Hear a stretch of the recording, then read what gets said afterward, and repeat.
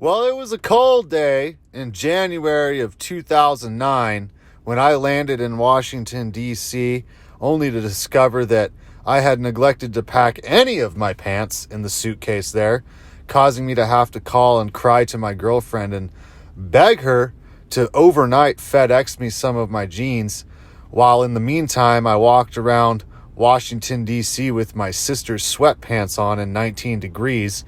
In an effort not to repeat that mistake, I'm trying to be more organized here, getting ready for my next trip out. I've kind of got it down to the necessities now. This is like my third time in a few weeks, so we're getting it pretty good, and really thankful I bought this brand new suitcase. Unfortunately, you just can't take everything that maybe you'd want to take on account of weight or size or usable oxygen or something like that. But I did the best I could do. This new suitcase that I do have, I'm pretty happy with the fact that I can get all my clothes, most of my supplies in one bag, and then my bedding as well, which is making everything a little bit more convenient. The weight limit on the airline's 50 pounds. This came in at 45, not too shabby. Let's go.